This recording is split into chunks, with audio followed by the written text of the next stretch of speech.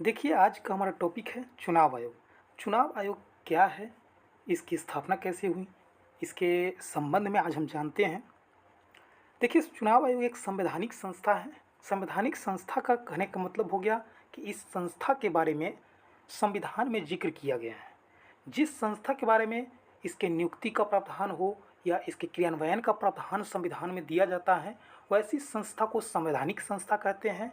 तो चुनाव आयोग क्या है? एक संवैधानिक संस्था है। तो इसकी चर्चा है जो भारतीय संविधान में किया गया था। और देखिए, भारतीय संविधान में 324 से लेकर के 329 आर्टिकल तक चुनाव आयोग की चर्चा है। ये 324 से लेकर के 329 जो आर्टिकल है वो भारतीय संविधान के भाग 15 में स्थापित किया गया है। और देखिए, चुनाव आयोग की जो स्थापना है वो 25 जनवरी 1950 को किया गया था। इसीलिए देखिए, राष्ट्रीय मतदाता दिवस भी हम 25 जनवरी को ही मनाते हैं। तो देखिए, 25 जनवरी को क्या मनाते हैं? मतदाता दिवस, क्योंकि 25 जनवरी 1950 को चुनाव आयोग की स्थापना किया गया था। इसके लिए 25 जनवरी को राष्ट्रीय मतदाता दिवस मनाते हैं। देखिए, प्रारंभ में चुनाव आयोग जब स्थापित हुआ था उस समय क्या हुआ था, एक ही सदस्य थे इसमें। परंतु 1989 में इसे 3 सदस्य बनाया गया था। 1989 में ही क्यों बनाया गया? तो देखिए, 1989 में बनाने का कारण क्या था कि 61वां संविधान संशोधन 1988 में किया गया था। और उसके तहत क्या किया गया था कि मताधिकार की आयु जो 21 वर्ष था उसको घटा करके और 18 वर्ष कर दिया गया था। तो उस समय वोटर की संख्या बढ़ गई थी, जिसकी वजह से चुनाव आयोग को एक सदस्य और 2 अन्य सदस्य की नियुक्ति का प्रावधान किया गया था। तो टोटल 3 सदस्य को उसमें प्रावधान किए गए थे, लेकिन वो 1990 तक ही रहा। 1990 में पुनः उसको एक सदस्य बना दिया गया था। फिर क्या किया गया 1993 में इसे 3 सदस्य बना दिया गया, जिसमें एक अध्यक्ष तथा 2 सदस्य शामिल थे। और ये प्रावधान 1993 से लेकर के वर्तमान तक जारी है, जिसमें एक अध्यक्ष और 2 सदस्य शामिल होते हैं। यहाँ 7वें पॉइंट में देखिए ये लिखा हुआ है कि एक मुख्य चुनाव आयुक्त होता है तथा 2 अन्य सदस्य होते हैं। देखिए, मुख्य चुनाव आयुक्त जो चीफ इलेक्शन कमीशन होते हैं उनका कार्यकाल होता है 6 वर्ष या 65 वर्ष की आयु। कहने का मतलब है कि वो अपना पद पर रहते हुए 6 वर्ष कार्य कर ले या उनकी आयु 65 वर्ष हो जाए। जो पहले हो जाएगा उनका कार्यकाल वहीं तक माना जाएगा। यानी कि मान लीजिए पहले 6 वर्ष की आयु हो गई कार्यकाल करते हुए, तो वो 6 वर्ष ही पहले मान लिया जाएगा और वो रिटायर हो जाएंगे। या 65 वर्ष पहले हो गए हैं, मान लीजिए 4 वर्ष काम किए और 65 वर्ष की आयु हो गई, तो वो रिटायर कर जाएंगे। 65 वर्ष आयु के आधार पर रिटायर करेंगे।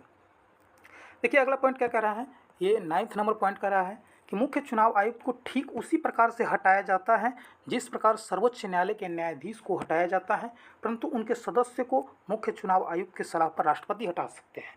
तो देखिए, चीफ इलेक्शन कमीशन को हटाने के लिए संसद की प्रस्ताव पास होना जरूरी है, क्योंकि सर्वोच्च न्यायालय को हटाने के लिए संसद से प्रस्ताव पारित किया जाता है।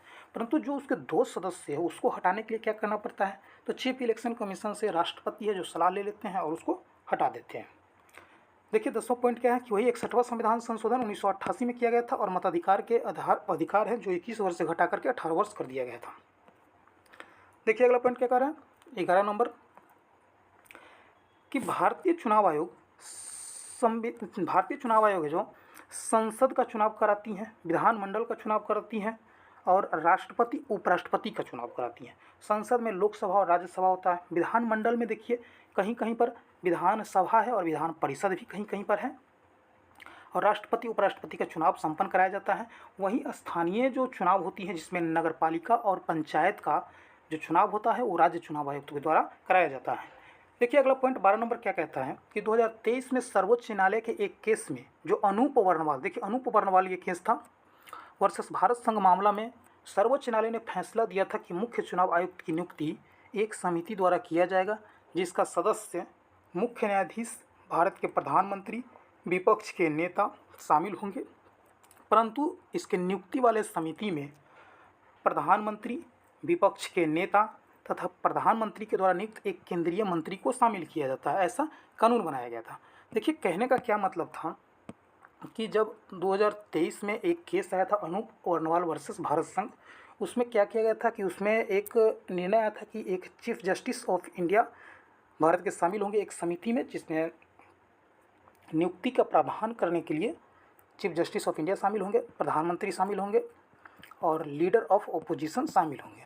ये चीफ जस्टिस ऑफ इंडिया, प्रधानमंत्री और लीडर ऑफ ओपोजिशन को शामिल करने का प्रावधान किया गया था। ये जजमेंट में ही बात बोला गया था, लेकिन जब कानून बनाया गया तो इसमें क्या किया गया था, चीफ जस्टिस को बाहर कर दिया गया और इसमें क्या शामिल हुए, प्रधानमंत्री को शामिल किया गया, लीडर ऑफ अपोजिशन को शामिल किया गया और एक देखिए प्रधानमंत्री द्वारा नियुक्त एक जो कैबिनेट मिनिस्टर के जो रैंक के मंत्री होंगे उसको शामिल किया गया था। तो यह अभी भी चीफ इलेक्शन कमीशन की नियुक्ति में प्रधानमंत्री, लीडर ऑफ अपोजिशन और एक कैबिनेट मंत्री शामिल होते हैं।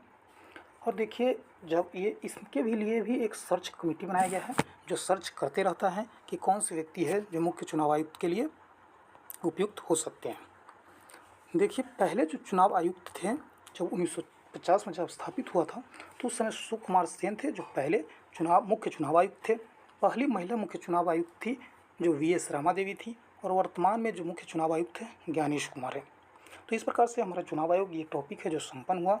अगर आपको अच्छा लगे तो सब्सक्राइब और शेयर कीजिए। धन्यवाद।